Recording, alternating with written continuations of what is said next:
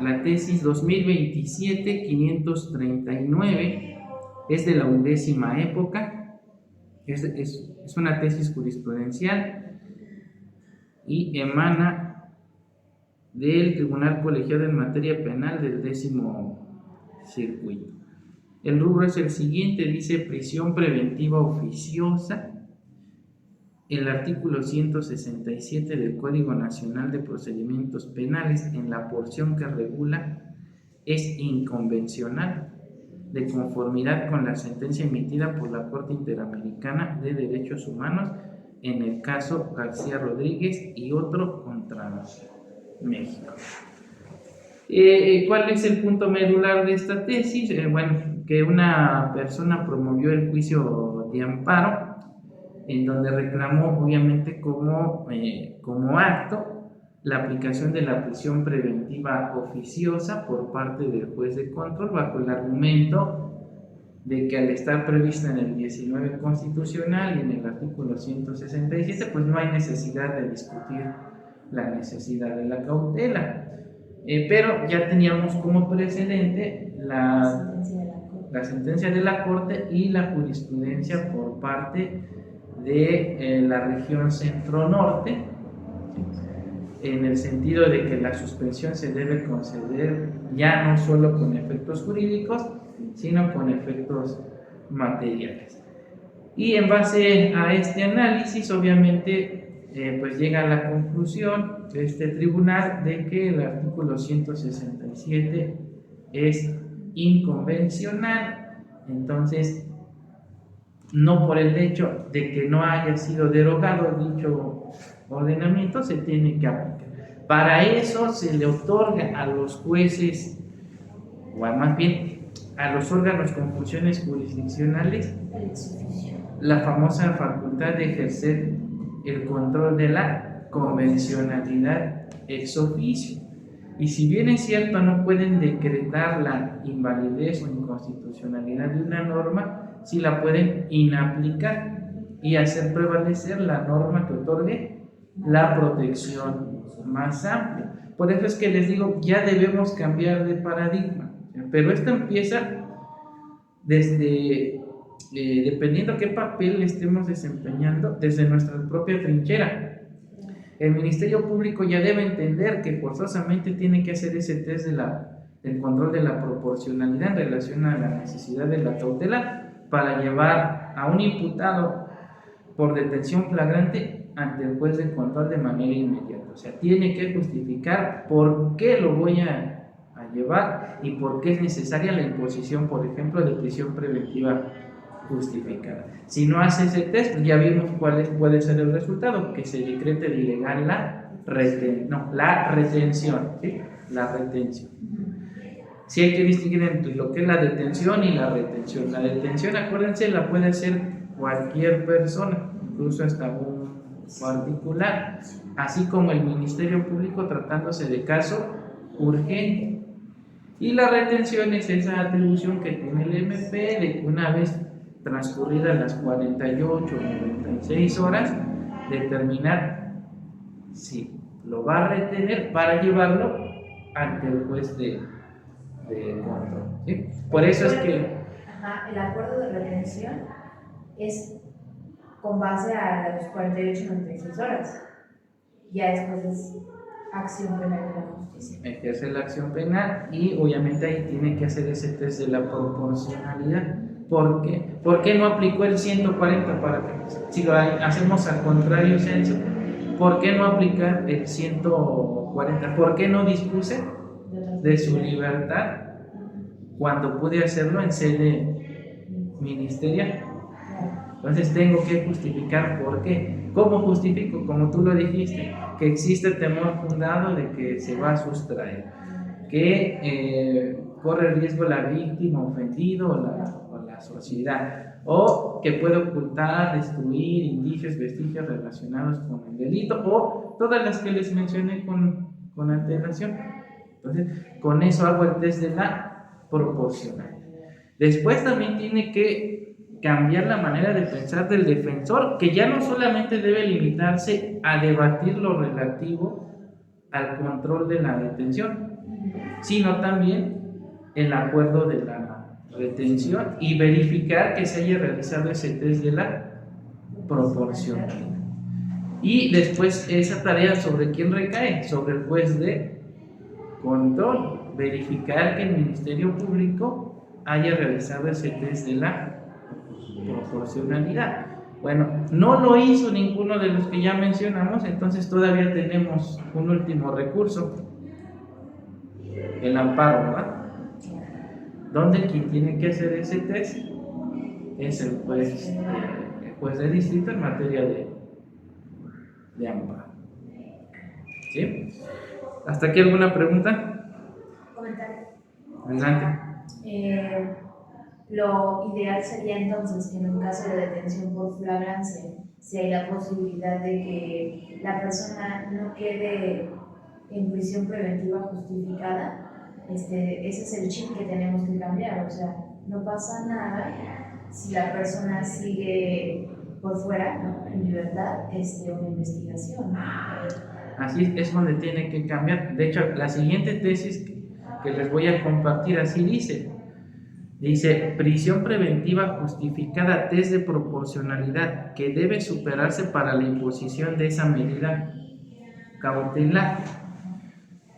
La tesis tiene como número de registro digital 2027-131, también es de la 10ª época y es del primer Tribunal Colegiado de Circuito del Centro Auxiliar en la segunda región, con residencia en Puebla.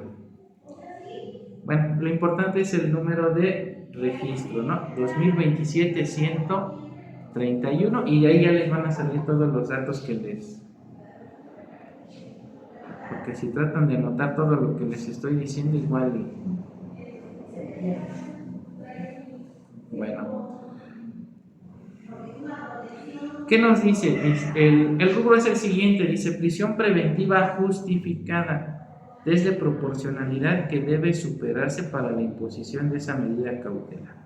Hechos, dice, el quejoso promovió juicio de amparo indirecto contra la determinación del juez de control de imponerse la medida cautelar de prisión preventiva justificada.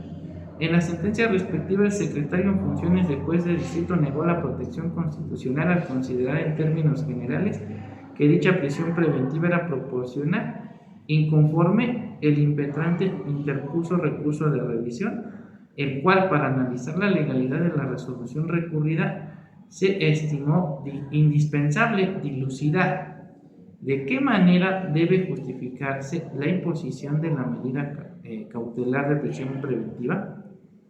Criterio jurídico, dice, este tribunal colegiado de circuito determina que el juez de control, para imponer la prisión preventiva justificada, debe superar un test de proporcionalidad, el cual se encuentra determinado por la existencia de fines legítimos a alcanzar con la imposición de esa medida cautelar, así como en función de la idoneidad, necesidad y proporcionalidad en sentido estricto de la concreción de dicho encarcelamiento preventivo. Justificación. Aquí es donde nos dicen los requisitos. ¿Se acuerdan que les mencioné que había ciertos requisitos? Dicen, de los artículos 19, párrafo primero y segundo de la Constitución General de la República, 153, 155, 156, 157 y 167 del Código Nacional de Procedimientos Penales, así como de lo resuelto por la Corte Interamericana de Derechos Humanos al fallar el caso García Rodríguez y otro contra México, deriva que la prisión preventiva entendida como medida cautelar tiene el carácter de excepcional y subsidiaria, en tanto que su imposición no solo está delimitada al cumplimiento de ciertos fines vinculados con la existencia de un riesgo procesal, sino a que otras medidas sean insuficientes para lograr esos objetivos, particularmente para garantizar la comparecencia del imputado, el desarrollo de la investigación o del procedimiento, o bien la protección de la víctima, testigos o de la comunidad en general, aunado a que de ese contexto normativo emerge que el juzgador está obligado a estudiar la idoneidad y proporcionalidad de la medida a la luz de los fines específicos que se buscan salvaguardar con su imposición.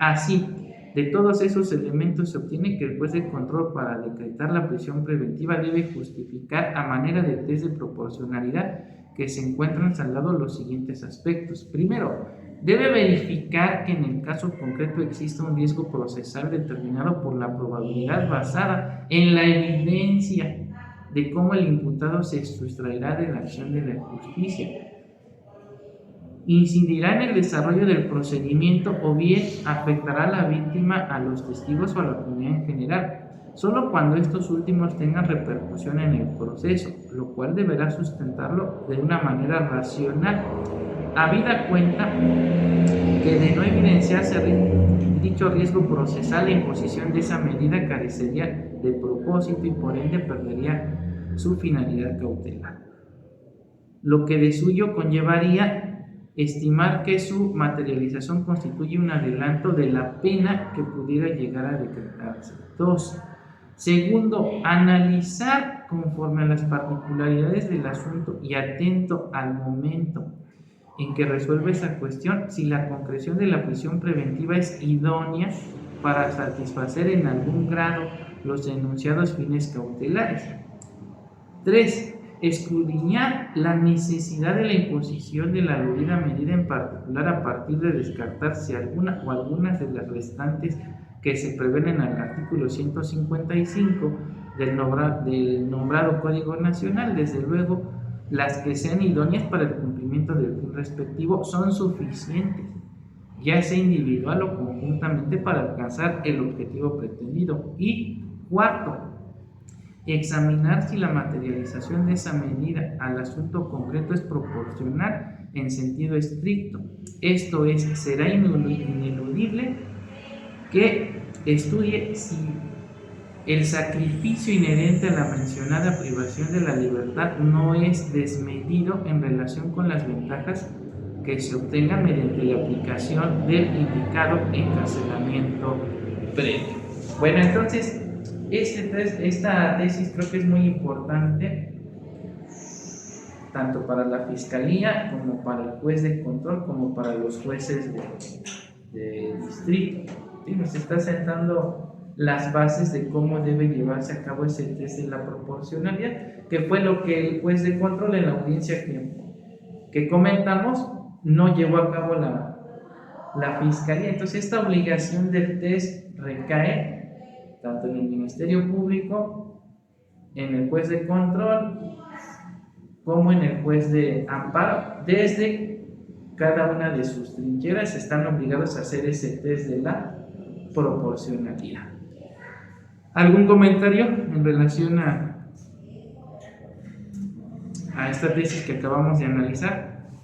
Entonces, ya debemos superar esta cuestión de la prisión preventiva oficiosa. Ya como abogados postulantes debemos ir preparados para debatir en relación a la necesidad de la cautela y desvirtuar, ¿no?, el famoso test de proporcionalidad que en su caso hago a la fiscalía, y si no lo hizo, pues ya me facilitó muchas cuestiones, ¿no? Entonces yo nada más tengo que limitarme a decir que no se hizo ese test de la proporcionalidad. Y el juez de control también tiene que cambiar el chip en relación a que si el Ministerio Público nos pide la prisión preventiva automática o oficiosa, pues no la debe conceder si no se hizo el test de la proporcionalidad. Así es. Y el asesor jurídico también tiene que cambiar el chip, porque también puede solicitar, ¿verdad?, la imposición de medidas, pero tiene que justificar también ese test de la proporcionalidad. Entonces, pues todo está cambiando. Lo que en su momento aprendimos en la licenciatura, bueno, los que cursaron la licenciatura con su servidor y que les enseñé la suspensión del amparo con efectos jurídicos y materiales, pues ya deben entender que eso ya quedó en el pasado y que ahora estamos en un cambio total de paradigma y que tenemos que actualizarnos, ¿no? Para eso está la academia.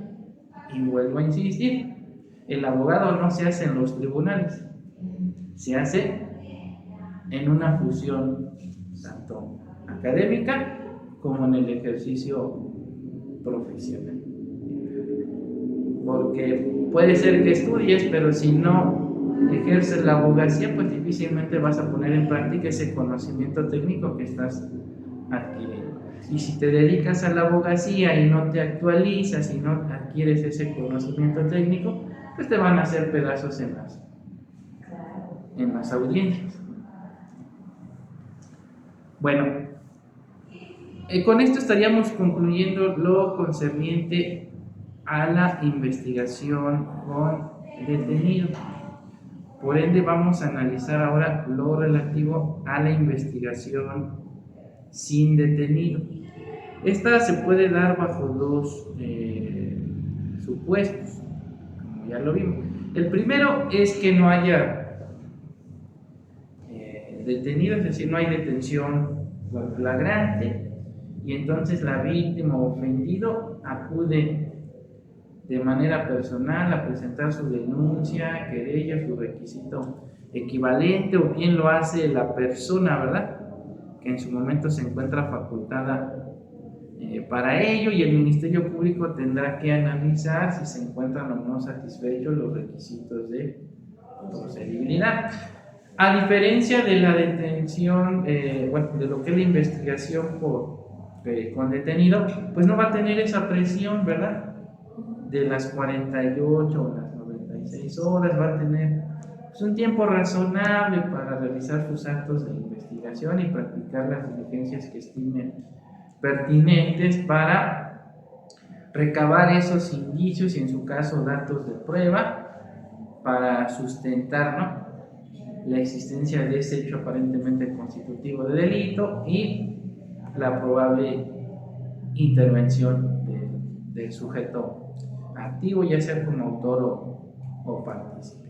Y después tendrá que analizar si va a solicitar audiencia inicial bajo la hipótesis de citatorio, comparecencia u orden de aprehensión. Y es donde volvemos a hablar de este famoso test de proporcionalidad, donde si en su momento él considera que, de acuerdo a las atribuciones que le confiere el Código Nacional de Procedimientos Penales, soportado obviamente también con las jurisprudencias que ha emitido la Suprema Corte en relación a que es facultad potestativa de la autoridad ministerial citar o no al imputado en sede ministerial.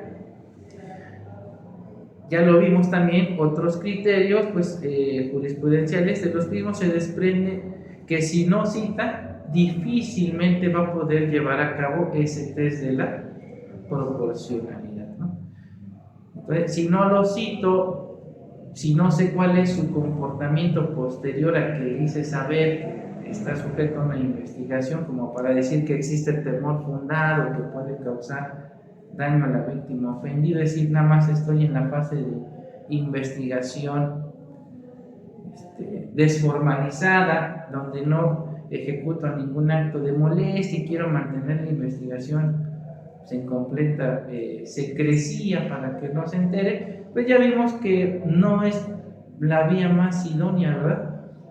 Porque obviamente si te encuentras con una defensa técnica, pues ahí no hay datos de prueba. Sí, te va a atacar muchas cuestiones, ¿no? Y si hay, hay citaciones al imputado y en realidad en alguna ocasión se presenta, pero otra sede ministerial vuelve a citarlo y ya no se presenta.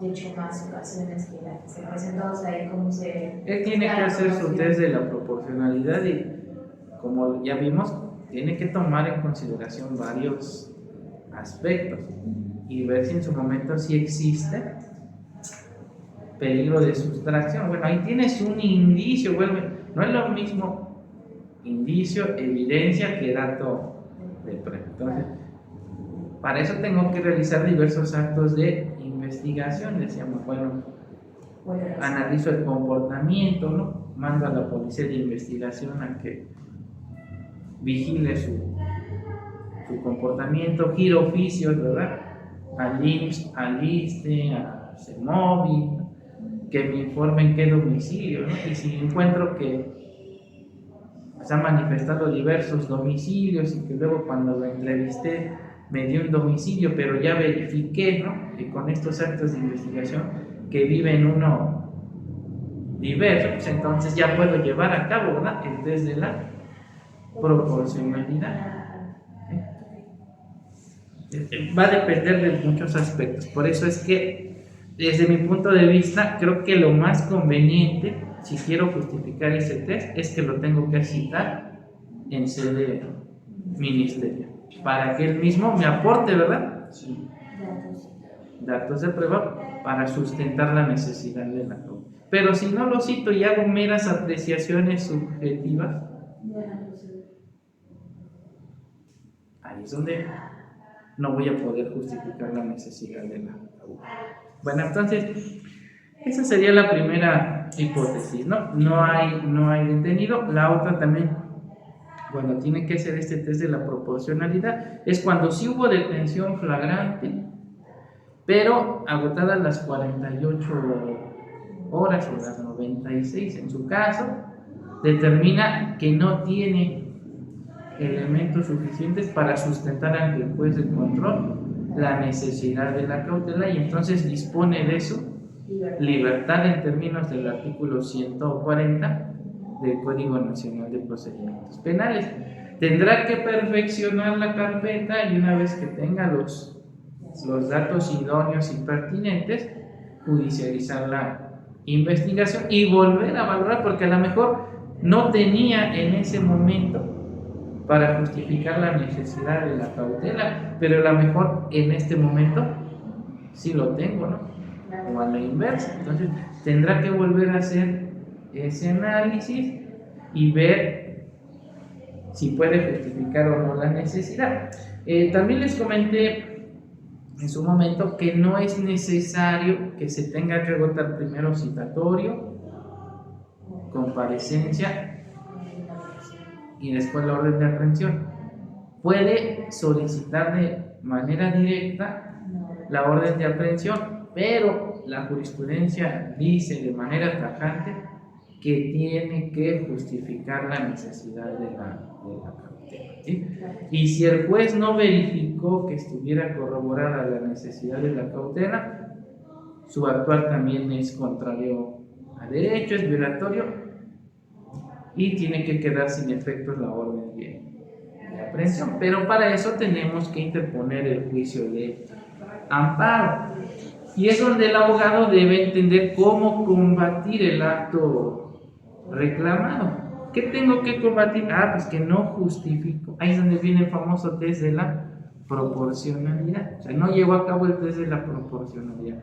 No me acreditó con datos de prueba idóneos y pertinentes que pudiera sustraerse de la acción de la justicia. Y por ende omitió observar lo que el efecto refiere el artículo 168, ¿no?, del Código Nacional de Procedimientos Penales, que refiere lo siguiente, ¿no? Tampoco me acreditó con con datos de prueba idóneo y pertinente que corriera riesgo la víctima u ofendido o que se pudieran ocultar, destruir. Tampoco se encuentra acreditado de ninguna forma dentro de la carpeta de investigación que haya incumplido con una medida cautelar que previamente le fue impuesta o que existía una orden de aprehensión o que se suspendió el procedimiento porque se evadió de la acción de la justicia, ¿no? Y por su parte el juez de control no verificó los requisitos que le exige el artículo 143 del Código Nacional de Procedimientos Penales, ya que si no estaban satisfechos debió haber prevenido, ¿verdad?, al Ministerio Público para que se subsanara y en su caso negar la solicitud de orden de aprehensión, sin menoscabo de que pudiera volverla a solicitar subsanando sus deficiencias. Así es como debemos formular los conceptos de violación, ¿sí? No nada más limitarnos a decir, se violenta lo dispuesto en el artículo 14 y 16. tengo que precisar Especificar por el qué, ¿no? O sea, los conceptos de violación tienen 3 elementos básicos. Premisa mayor, que es el precepto constitucional que están violentando. Yo estimo hasta, yo estilo hacer 14 párrafo primero, 14 párrafo segundo, relativo a tal principio, ¿no? Así preciso cuál es el derecho, ¿no? ¿Qué más?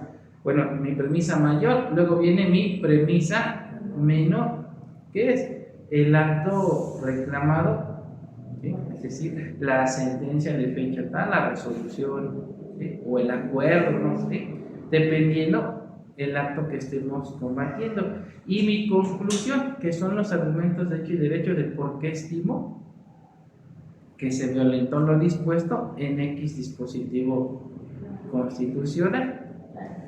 Cumpliendo con esos requisitos, así hayas formulado 7 conceptos de violación, pero si el primero es atinado o uno de ellos es correcto, con eso te conceden el amparo y protección. Porque puede ser también que en la práctica hayas formulado 7, 8 conceptos de violación y todos son correctos, pero la jurisprudencia dice que si el primero es fundado, ya no tiene caso analizar los demás. O sea, con ese se te concede el amparo y protección, pero yo estilo va a ser varios precisamente por si el primero no convence, tenemos la oportunidad de que nos den la razón en el siguiente concepto de violación. Entonces, esto del test de la proporcionalidad entonces es muy, muy importante. Bueno, ¿cuándo voy a citar entonces al imputado? Pues precisamente del estudio que realice de mi carpeta de investigación, cuando considere que es una persona de baja peligrosidad, ha acudido a todas las citas que le practiqué en sede ministerial, no ha denotado que sea peligroso para la víctima ofendido, ¿sí? Tampoco denoto que quiera obstaculizar, destruir indicios. Entonces, no hay necesidad de la cautela y solicito audiencia inicial bajo la hipótesis de citatorio, que sería, esa debería ser la regla general, ¿no?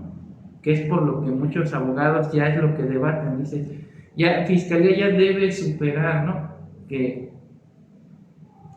no debes de aplicar la última ratio, es decir, la prisión preventiva, tanto oficiosa como justificada, ¿no? O sea, ya debes entender que si no está justificada la necesidad de la misma, entonces cítalo. Bien. ¿Cuándo voy a girar orden? Bueno, más bien, ¿cuándo voy a solicitar orden de comparecencia? Cuando habiéndolo citado, no asistió sin causa justificada a la audiencia inicial. Entonces, aunado que tengo que acreditarle o justificarle en esa audiencia privada de la que ya hablamos con antelación al juez de control la existencia de un hecho aparentemente constitutivo de delito y la probable intervención, tengo que justificarle por qué en lugar de citatorio le estoy pidiendo orden de comparecencia. Entonces tengo que referir, bueno, es que en fecha tal el juez de control fulano de tal, ¿no? Señaló tal fecha, tal hora para la audiencia y no acudió sin causa justificada. Por lo tanto, solicito que sea llevado, ¿no?, ante la presencia del juez de control a través de la fuerza pública, ¿sí? Y lo más interesante, ¿no?, ¿cuándo va a haber necesidad de esa cautela? Bueno, los primeros requisitos están en el artículo 141 del Código Nacional de Procedimientos Penales.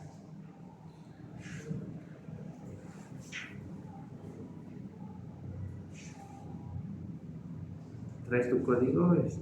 Sí. Bueno. La fracción tercera nos dice, ¿no? Que podrá solicitar orden de aprehensión cuando exista la necesidad de cautela, ¿no? Y va a haber necesidad de la cautela, bueno, cuando, ya lo dijimos, exista temor fundado de que se va a evadir, corre riesgo la víctima u ofendido, o pudiera ocultar, destruir indicios o vestigios relacionados con el delito. Pero el mismo 141 también nos dice otras hipótesis, por ejemplo, cuando la persona se resista o evada, ¿verdad?, una orden de comparecencia judicial y el delito que se le impute merezca pena privativa de la libertad. También nos hace referencia que va a haber necesidad de la cautela cuando se haya declarado la sustracción a la acción de la justicia del imputado o cuando éste incumpla con una medida cautelar. Asimismo, nos refiere el dispositivo en comento que la autoridad judicial declarará de sustraído de la acción de la justicia al imputado que, sin causa justificada, no haya comparecido a una citación judicial, se fugue del establecimiento o lugar donde esté detenido o se ausente del domicilio sin aviso, teniendo la obligación de darlo. Y aquí está lo que yo les comentaba en su momento. ¿Cuándo va a surgir la obligación del imputado de darme el domicilio? Pero además que sea verdadero, pues cuando lo cite en sede ministerial. Si no lo cite, ¿cómo justifico la necesidad de la cautela en ese sentido? Por eso insisto, si soy agente del Ministerio Público y estoy encargado de la etapa de investigación inicial y quiero justificar la necesidad de la cautela, lo cito para que me aporte datos de prueba, porque si no estaría haciendo meras apreciaciones subjetivas. Es que existe el temor fundado de que se va a sustraer. Bueno, pero ¿cómo lo sustento? Con fecha tal, en el citatorio, del domicilio, Sí. ¿Cuándo más va a haber necesidad de la cautela? De acuerdo a lo que nos precisa el 141, y si ven es lo que ya les había comentado con antelación. Dice, cuando el Ministerio Público lo solicite para detener un imputado cuya extradición a otro país hubiera dado lugar a la suspensión del procedimiento penal, cuando el Estado requiriente el procedimiento para el que fue extraditado haya concluido. Bueno, esta en la práctica se le conoce como la orden de reaprehensión, ¿sí? Ahora, aunado a lo anterior, aunado a lo que nos dice el 141, vuelvo a insistir, el Ministerio Público puede solicitar una orden de aprehensión cuando exista peligro de sustracción del imputado, cuando represente peligro de obstaculización al desarrollo de la investigación, o bien cuando implique un riesgo para la víctima, ofendido, los testigos o la comunidad en general. Y para ello tenemos que remitirnos nuevamente al Código Nacional de Procedimientos Penales y entonces tomar en consideración, por ejemplo, lo que nos dice el artículo 168 del Código Nacional de Procedimientos Penales, el cual expresamente nos dice que el juez de control determinará si existe o no peligro de sustracción del imputado, tomando en consideración los siguientes aspectos. ¿Cuáles? Dice, el arraigo que tenga en el lugar donde debe ser juzgado, determinado por el domicilio. No es solamente es el domicilio, porque eso es lo que dice la Fiscalía. No es que vive en el Estado de México y ya con eso es suficiente, porque no, esos son meras apreciaciones subjetivas, ¿sí? ¿Qué más? La residencia habitual, el asiento de la familia, las facilidades para abandonar el lugar o permanecer oculto. La falsedad sobre el domicilio del imputado constituye presunción de riesgo de fuga. Por eso es que siempre a mis imputados les digo, cuando nos citan en sede ministerial, necesito que me des un domicilio donde siempre estés ubicado. ¿Por qué? Porque el aportar una información errónea en ese sentido es presunción de que va a evadirse de la acción de la justicia, y le estoy dando herramientas a la fiscalía para que me justifique la necesidad de la cautela. En mi caso, uno de los imputados, una vez ya vendido el domicilio, es que se vendió la empresa, cuando se le citó en la sede ministerial, puso el domicilio que ya era inexistente y presentó esa credencial de lector de un domicilio que incluso ya estaba derrumbado. Eso lo puedes tú argumentar en su momento para que se justifique la necesidad. Si no lo hace la fiscalía, recuerda que esa obligación recae sobre el asesor jurídico o la víctima. Así es. Bien, ¿qué más debe tomar en consideración? Dicen que el máximo de la pena que en su caso pudiera imponerse, de acuerdo al delito de que se trate, y la actitud que voluntariamente adopta el imputado ante este. Vuelvo a hacer, no son cuestiones aisladas, porque siempre el Ministerio Público solamente invoca una parte del dispositivo. Claro. Aquí me dice el máximo de la pena y la actitud, o sea, son dos, ¿verdad? Dos cuestiones las que tienen que estar acreditadas. Y ahorita lo vamos a ver robustecido con criterios jurisprudenciales, ¿sí? El comportamiento del imputado posterior al hecho cometido durante el procedimiento o en otro anterior, en la medida en que indique su voluntad de someterse o no al procedimiento penal. Entonces, ahí ya viene lo que tú me estabas comentando, lo he citado en diversas ocasiones, ha hecho caso omiso, pero lo tengo que notificar de la forma de vida, porque muchas veces sabemos que no se notifica en la forma de vida. Mandan al policía de investigación y en lugar de tocar la puerta, ¿no? Identificarse, ¿qué hace? Lo avienta por... Entonces eso, ¿cómo voy a justificar la necesidad de la cautela con ese tipo de omisiones? Que era lo que en su momento también, cuando estuve en el órgano de control interno, ahí en Justicia Cívica, por lo que le iniciábamos procedimiento a los jueces cívicos, porque no citaban en la forma que establecía tanto la ley como el Código Nacional de Procedimientos Penales. ¿Qué hacían? Le entregaban el citatorio al quejoso o denunciante, y iba y se lo entregaba.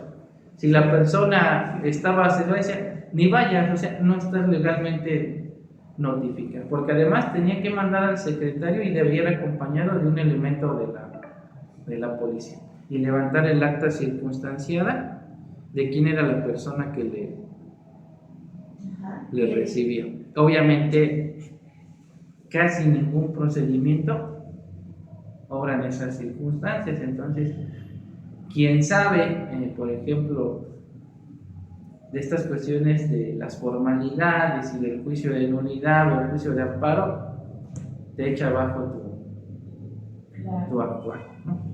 Y el comportamiento, o sea, cuando habla de en otro anterior, en el caso particular. Pues lo que acuérdense que ellos hacen una investigación de cuántas veces si ha sido como denunciante, como imputado. Pero no podemos señalar en el caso particular que ante un conocimiento de una sentencia fue vacío, ¿no? Porque la persona que vendió la empresa... Bueno, ahí ya tendría que ser una cuestión, pudiera ser hasta materia de juicio de amparo, ¿no?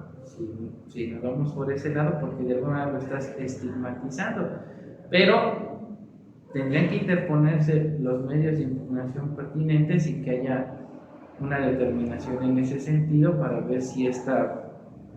Pero de entrada, te dice pues que le puede tomar en consideración, ¿no?, esos aspectos para justificar la necesidad de la cautela. Pero si lo ves de ese lado, y si hay argumentos con los que pudieras echar abajo esa fracción. ¿Qué más? La inobservancia de medidas cautelares previamente impuestas nos reitera lo que dice el 141 en relación al cumplimiento de medidas, ¿no? el desacato de citaciones para actos procesales y que conforme a derecho las hubieran realizado las autoridades investigadoras o jurisdiccionales. Dice que conforme a derecho, es decir, si quiero tener la certeza para poder sustentar la legalidad de que sí lo cité, ¿no? Tengo que dejar constancia, no nada más lo que se hace en la práctica, o lo avientan al buzón, ¿no? Sí, no es el informe. ¿Y cuántas veces no he visto yo en las carpetas de investigación que dice que se giró citatorio y agregan y no comparece, pero no hay ningún razonamiento de que fuera efectivamente entregado? Sí. Eso es lo que debemos empezar a corregir. ¿Qué más? Bueno, se debe tomar en consideración también lo que dispone el artículo 169 del Código Nacional de Procedimientos Penales en relación a cuando existe peligro de obstaculizar el desarrollo de una investigación. Y en ese sentido, el dispositivo legal en comento me dice que el juez deberá decidir sobre esta cuestión en caso de que si el imputado de recuperar su libertad pudiera destruir, modificar, ocultar o falsificar elementos de prueba, o va a influir con otros coimputados, testigos o peritos que informen falsamente o se comporten de manera reticente, o inducir a otros a realizar tales comportamientos, o bien intimidar, amenazar a los servidores públicos. Entonces, en muchas ocasiones los imputados me dicen: oiga, y es que no pudiera usted localizar a la víctima y tratar de llegar a un acuerdo. Le digo, hay que ser muy cuidadosos en ese sentido, porque pudiéramos darle, ¿verdad?, instrumentos al Ministerio Público para que nos justifique la necesidad de la cautela. Porque puede ser que la víctima sea mañosa, o no la víctima, sino el asesor jurídico diga: sí, cítalo en tal lugar, vamos a decir que nos está pidiendo dinero y se complica. Sí, entonces sí hay que ser muy cuidadoso en ese aspecto, y obviamente evitar que amenace, ¿no? Esto se da mucho, por ejemplo, en los delitos de violencia familiar. El varón que le pega a la femenina presenta su denuncia, se dictan las medidas de protección, y molesto va y le da otra. Entonces, más que justificada la necesidad de la cautela. Entonces, todos estos aspectos los debe tomar en consideración la Fiscalía y ver si están acreditados, para ver si puedo justificar en esa audiencia privada la solicitud de la orden de aprehensión.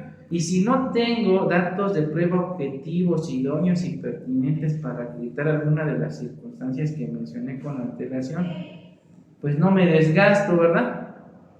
Y mejor solicito citatorio, estudio bien mi carpeta, elaboro mi teoría del caso, porque ya vimos que también pudiera ser que sí existan datos de prueba idóneos y pertinentes para sustentar la existencia del hecho y la probable intervención del sujeto, pero elaboro una errónea teoría del caso. Obviamente lo que van a obsequiar es una no vinculación a proceso. Y entonces aquí vuelvo a insistir: ¿cómo formulo mi teoría del caso? Pues obviamente parto del hecho, toma en consideración lo que vertió la víctima, sí, en entrevista inicial y en otras, porque lo voy a citar a lo mejor 2, 3, 4, no sé, las ocasiones que considere pertinente, o ella va a acudir, ¿no?, para aportarme más datos de prueba, las entrevistas de los supuestos testigos, las periciales que hubiese practicado, ¿sí? Y en base a ello selecciono los hechos que son relevantes para el derecho penal. Esto quiere decir que debo excluir aquellas cuestiones que no van a ser relevantes para mi teoría del caso. Por eso es que los jueces, en la mayoría de las audiencias, si han visto, le llaman la atención a la fiscalía porque se limitan a generar su teoría del caso a partir de la denuncia o de la entrevista que rindió la víctima ofendida, ¿no? Y creo que en la audiencia que te compartí, el juez le llama la atención también porque en lugar de limitarse a hablar de que ya había hecho esa depuración de los datos de prueba, habla de un dato de prueba que ya no sirve para su teoría, que ya lo descartó porque la víctima reconoció que sí era su firma y le dice, bueno, en relación a esta, no, solamente, y le dice, a ver, usted es un órgano técnico, usted ya debió haber seleccionado los hechos, entonces, ¿qué importancia tiene ahorita para su teoría del caso que me esté diciendo que ya no va a tomar en consideración? ¿Sí? Entonces, no saben cómo seleccionar ni los hechos ni los datos de prueba que son relevantes para su teoría del caso. Entonces, si desde ahí estamos mal y nos empieza a regañar el juez y luego la defensa también me pega, que me pongo nervioso, ¿no? Pero si además no conozco la carpeta, no la leí en forma integral y me atrevo a hacer afirmaciones sobre cosas que no están soportadas materialmente, entonces pues toda mi teoría del caso se viene abajo. ¿Sí? Bueno, ahora decíamos que no es necesario que el Ministerio Público primero me cite y luego me gire una orden de comparecencia para finalmente solicitar una orden de aprehensión. Y para ello sirve de sustento la tesis de jurisprudencia con número de registro digital 2021-956, es de la 10ª época, es de la primera sala. Y dice, su rubro dice lo siguiente: orden de aprehensión para su emisión sin que medie citatorio. El Ministerio Público debe justificar la necesidad de la cautela ante el juez de control, sin que ello se satisfaga con la sola circunstancia de que los hechos del caso correspondan a un delito que amerita prisión preventiva oficiosa. Debe tomar en consideración otros aspectos, ¿sí? Dice, bueno, vamos a darle, dice, los tribunales colegiados que conocieron de los juicios de amparo indirecto sostuvieron un criterio distinto, consistente en determinar si en términos del artículo 16 constitucional y el numeral 141 del Código Nacional de Procedimientos Penales, la necesidad de la cautela para librar una orden de aprehensión sin mediación de citatorio debe tenerse por satisfecha con la sola circunstancia de que el delito por el cual el fiscal solicita el libramiento es de los que ameritan prisión preventiva oficiosa. Bueno, de por sí esto ya quedó superado, ¿no? Lo de la prisión preventiva oficiosa, creo que ya es más que claro que eso no va a ser suficiente para sustentar la necesidad de la cautela. Dice, al respecto debe indicarse que para el dictado de una orden de aprehensión en el sistema de justicia penal sin que medie citatorio, la necesidad de la cautela no se satisface con la sola circunstancia de que los hechos del caso penal correspondan a un delito que amerita prisión preventiva oficiosa, pues al constituir formas y medidas con fines diferentes para el proceso penal, se requiere necesariamente de una serie de circunstancias que conduzcan al juez a determinar que la única forma de conducir al imputado al proceso es mediante una orden de aprehensión, no así en forma diversa. En efecto, la orden de aprehensión, ya me perdí, a que se refiere el artículo 16 de la Constitución Federal en el numeral 141, fracción tercera del Código Nacional de Procedimientos Penales, es una forma de conducción excepcional. Otra vez nos hablan de la última ratio, ¿no? La última ratio me dice que la afectación a la libertad es la última instancia, ¿no? Es lo que están argumentando los jueces, o sea, deben entender que la última ratio ya quedó en desuso, ¿no? Y que existen otras medidas cautelares para asegurar la comparecencia del imputado a proceso. Entonces decíamos, es excepcional en el proceso penal, que tiene como finalidad llevar a la persona ante la presencia del juez de control, dice, para que la representación social le comunique la imputación de que existe en su contra, formalice la investigación siempre que otra forma sea insuficiente. Otra vez el test de la proporcionalidad, para garantizar la presencia del inculpado a la audiencia inicial. En ese contexto, la orden de aprehensión presupone una carga. O sea, ¿quién tiene la carga de la prueba? El Ministerio Público, que le obliga a justificar frente al juez la necesidad de la cautela de la persona, ya sea porque, inciso A, existe riesgo de que se sustraiga de la acción de la justicia; B, se ponga en riesgo la integridad de la víctima, del ofendido, de los testigos y o la comunidad; o bien C, se ponga en peligro el desarrollo de la investigación. De ahí que la necesidad de la cautela no se justifica por el solo hecho de que el delito investigado amerita prisión preventiva oficiosa, pues esa medida cautelar no guarda relación con la finalidad que se persigue. La citada forma de conducción, pues aquella tiene por objeto garantizar la presencia del imputado en el procedimiento penal, por lo que ambas figuras buscan fines distintos dentro del mismo. Entonces, en conclusión, siempre se tiene que justificar la necesidad de la cautela, y dicha carga de la prueba recae sobre el Ministerio Público. Entonces, no debe limitarse a hacer apreciaciones meramente subjetivas, sino lo tiene que soportar con datos idóneos y pertinentes, ¿no? Bueno, sigue la misma postura también en la tesis con número de registro digital 2018-124, también de la 10ª época. El rubro dice lo siguiente: orden de aprehensión en el sistema penal acusatorio. Dice, la hipótesis para librarla establecida en el artículo 141, párrafo 4 del Código Nacional de Procedimientos Penales se actualiza si el imputado es declarado de sustraído de la acción de la justicia al haber omitido la citación que se le efectuó para comparecer a la audiencia intermedia, a pesar de estar debidamente, o vuelvo a insistir, debidamente. ¿Sí? ¿Y cómo acredito debidamente que fue citado? Pues obviamente tiene que haber constancia, ¿verdad? Es el informe policial.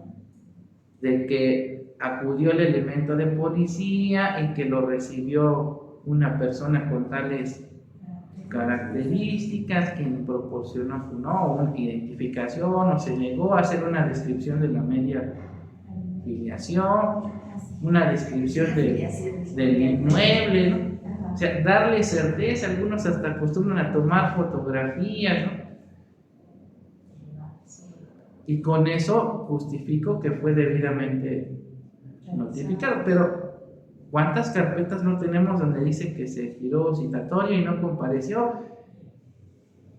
Y son citatorio tras, nada más para justificar que lo están citando, pero en realidad no fue debidamente. Exactamente. Entonces, ¿cómo voy a justificar la necesidad de la cautela? Con las formalidades esenciales. O a veces, bueno, la otra vez me tocó ver abuso excesivo. Igual iba a entregar citatorio, pero llega y patea la puerta. El policía dice, patea la puerta y le informa, ¿no? Pero todavía le avientan. El citatorio. El citatorio. Y seguramente no hubo constancia, no sé, ¿no? No, pues no. Bueno, ahí es donde nosotros como defensa técnica tenemos que atacar en ese sentido, ¿no? No basta con que diga que le notificó. Si estamos corroborando en la carpeta que citatorio tras citatorio, pero no hay un razonamiento en el sentido de que acudió al domicilio X persona y se lo entregó, ¿sí? Entonces, pues no fui debidamente notificado. Entonces, no estás justificando la necesidad de la cautela, ¿no? Entonces dice, bueno, vamos a dar, dice, el Código Nacional de Procedimientos Penales prevé dos hipótesis de procedencia para librar orden de aprehensión para la etapa inicial, previstas en sus artículos 141 y 310, los cuales son que, 1, el indiciado sin causa justificada no atiende a una citación u orden de comparecencia judicial, y 2, la representación social lo considere necesario para lograr la comparecencia del imputado a fin de que se formule imputación. Así se estima actualizada la primera hipótesis conforme al párrafo 4 del artículo 141 mencionado, cuando el juez de control declara sustraído de la acción de la justicia del imputado al hacer caso omiso a la citación que se le efectuó para que compareciera a la audiencia intermedia a pesar de estar debidamente notificado. Vuelvo a ser debidamente, ¿sí? Máxime si existe incumplimiento de las medidas cautelares impuestas, en su caso la relativa a la presentación semanal ante el juez. Entonces, creo que es más que evidente que tiene que estar debidamente notificado para que podamos justificar la necesidad de la cautela en razón de que ha desatendido a diversas situaciones, ¿no? ¿Qué más? Bueno, vamos a decir, robustece también lo anterior, la tesis con número de registro 2015-277, también de la 10ª época. El rubro refiere lo siguiente: orden de aprehensión en el sistema penal acusatorio. Es legal su libramiento por incumplimiento del imputado de la medida cautelar impuesta. Entre paréntesis, presentarse periódicamente ante la autoridad correspondiente, al ser acorde con el marco normativo establecido en el artículo 141, 155 y 174 del Código Nacional de Procedimientos Penales. Entonces, si como fiscalía tengo la forma de acreditar que está incumpliendo con la imposición de medidas cautelares, entonces puedo justificar la necesidad de la cautela. Ahora, hablábamos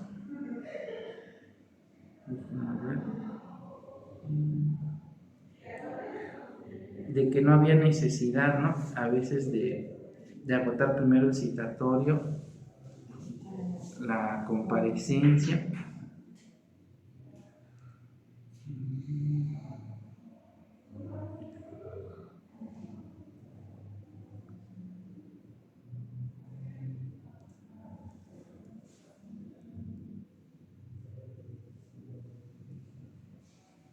Yo sigo teniendo una